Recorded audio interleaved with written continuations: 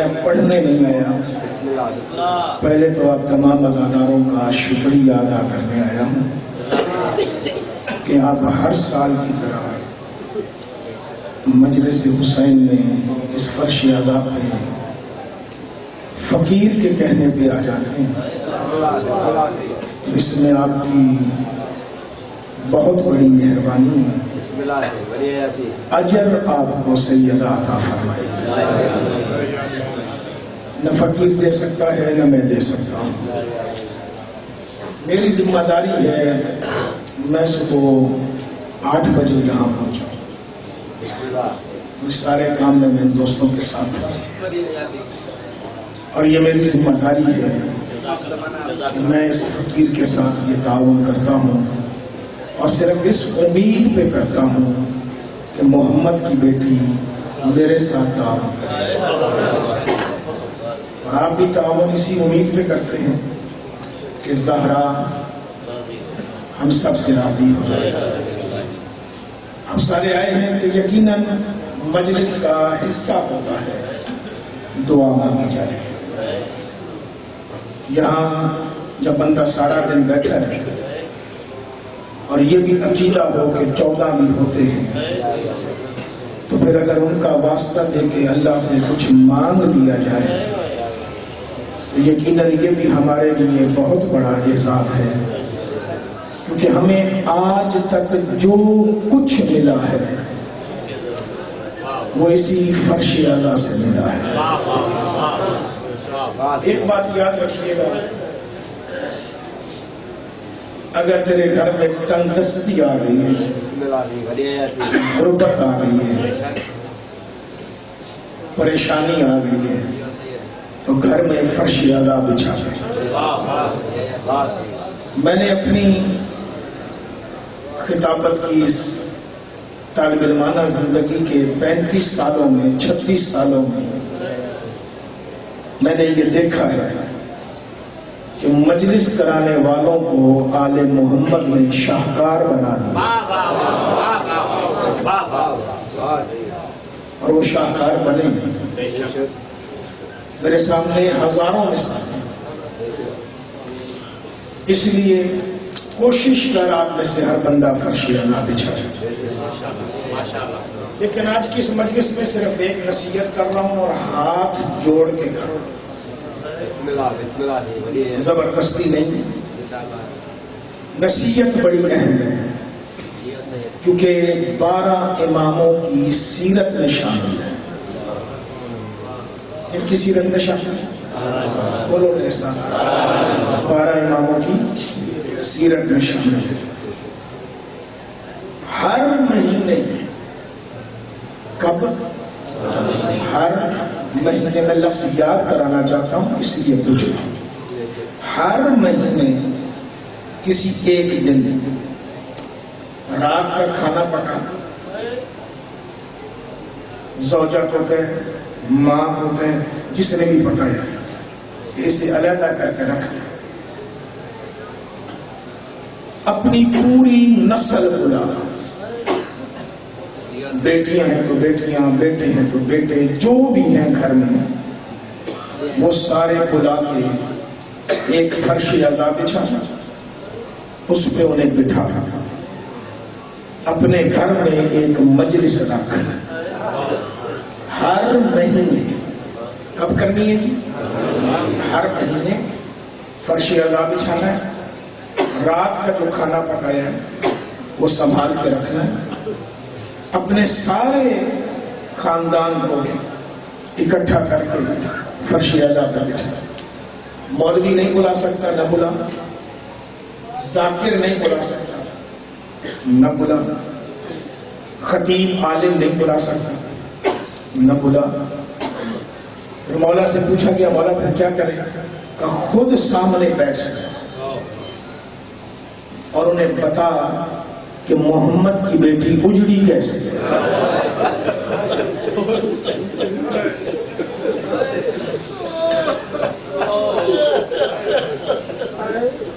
پھر اپنے بچوں کو، اپنی نسل کو بطول کے قاتلوں کے نام یاد کر، پھر انہیں بتا کہ بازار میں نہیں لینے. ھذا سر من سر اللہ، اللہ کے رازوں میں سے ایک راز ہے. لیکن انہیں پتا کہ محمد کی بیٹی اجڑی کیسے. میں تجھے کیا بتاؤں، سارے پڑھ رہے تھے، سارے سنا رہے تھے تجھے. 40 راتیں رسول کی بیٹی مدینے کے ہر گھر کے دروازے پہ چل کے گئی. دروازہ بجا کے گھر میں رہنے والے بندے کا نام لے کے رسول کی بیٹی کہتی تھی دروازہ کھول، میں اجڑ گئی ہوں. میں دعاؤں کی قبولیت کے لیے پڑھ رہا ہوں، دل میں دعائیں رکھیں. دروازہ کھول، میں اجڑ گئی ہوں. کیا امید کرتے ہو دروازے کھلے ہوں گے؟ کیا امید کرتے ہو کھلے ہوں گے؟ میرے بچوں، جوانوں، بزرگ جانتے ہیں کسی کے دروازہ کھولا نہیں، بلکہ جن کے کھلے ہوتے تھے بطول کی آواز سن کے بند کر دیتے تھے.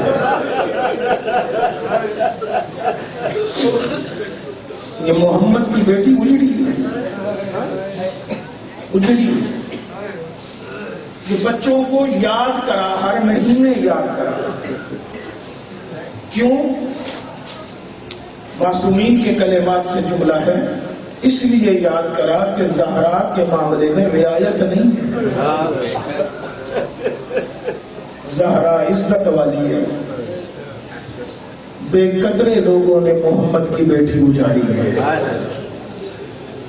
اس لیے بتا انہیں، کوشش کر اپنے گھر میں یہ مجلس رکھ، پھر انہیں بتا کہ رسول کی بیٹی کے ساتھ ہوا کیا ہے. ہر مہینے نہیں کر سکتا، کم از کم سال میں ایک مرتبہ تو ضرور کر. دیکھ لے جناب زہرا کی مجالس سے دشمن کو کتنی تکلیف ہے. وہ تجھ پہ کبھی FIR کاٹتے ہیں، کبھی کچھ کرتے ہیں، اگر رسول کی بیٹی اجڑی ہے. دعاؤں کی قبولیت کے لیے ایک جملہ اور سن لو. اردو زبان میں ایک لفظ استعمال ہوتا ہے، فلاں کو فلاں چیز کھا گئی. لفظ استعمال ہوتا ہے کھا گئی. علی کو بطول کے درد کھانا. میں پھر کہہ دیتا ہوں، علی کو بطول کے درد کھانا، بطول کو علی کی غربت کھا گئی.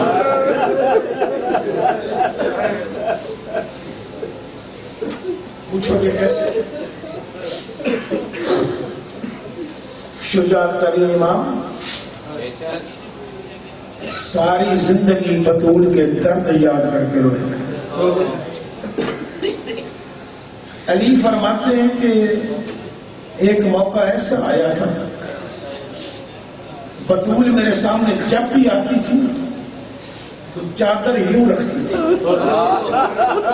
جنہیں نظر آ رہا ہے اس سے بطول راضی ہو. بطول چادر یوں رکھتی تھی. تو میں کبھی کبھی کہتا تھا بطول رسول کی بیٹی چادر ہٹا تو صحیح، ایسے کیوں رکھتی ہے؟ تو رو کے کہتی تھی یا علی تجھ سے برداشت نہیں ہوگا. علی فرماتا ہے بطول سچ کہتی تھی. ایک دن نماز پڑھ رہی تھی، تھوڑی سی ہوا تیز ہوئی، میری جو نظر پڑی ہے بطول کے رخسار کا رنگ بھی نیلا تھا، چہرے میں خون تھا، آنکھ میں خون تھا، یہ رنگ نیلا تھا. کسی ظالم نے تماچا مارا تھا بطول کو.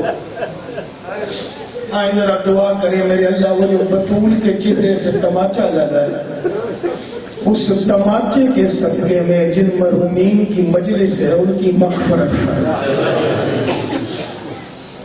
آئیں ذرا دعا کریں میرے اللہ، تجھے بطول کے ان چہرے پہ نیلے داغوں کا واسطہ.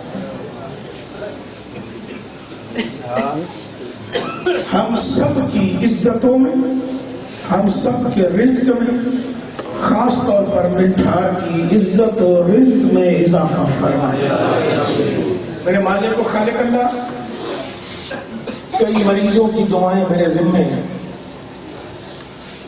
یہاں بھی ہم میں بھی اگر کوئی مریض ہے،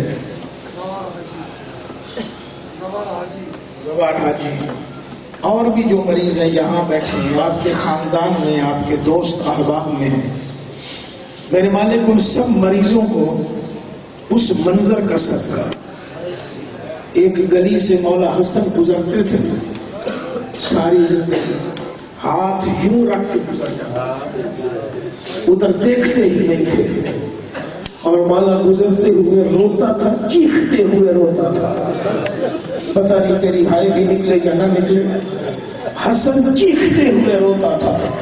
ایک دن مہمان صاحب تھے، ان مہمانوں نے کہا مولا ہم نے سنا اس گلی سے گزرتے ہو، ہاتھ بھی یہاں رکھتے ہو، چیختے ہوئے روتے ہوئے گزر جاتے ہو، آج بھی ایسا کیا ہے، مولا بتا تجھے ہوا کیا ہے، تجھے تیری ماں کی قسم۔ حسن روتا روتا زمین پہ بیٹھ گئے، دیکھ کے کہتا ہے وہ کونا دیکھ رہے، وہ جو میرے نانے کی قبر سے 10 قدم آگے ہے وہ کونا دیکھ رہے، کہاں وہ کونا دیکھ رہے ہیں، کہ اس مقام پہ میری ماں کھڑی تھی، فلاں ابن فلاں نے بالوں میں ہاتھ ڈال کر زہرا کے چہرے پہ ایک تماچا مارا تھا، ساتھ میں شکم پہ ایک لات ماری تھی، کہ میری ماں 10 قدم پیچھے بابے کی قبر میں جا کے گری تھی۔ میں جب یہاں سے گزرتا ہوں مجھے یہ منظر نہیں بھولتا ہے، میرے اللہ اس منظر کا صدقہ جتنے مریض ہیں سب کو صحت عطا فرما۔ میرے اللہ تجھے بطول کے گھر کے چلے ہوئے دروازے کا واسطہ،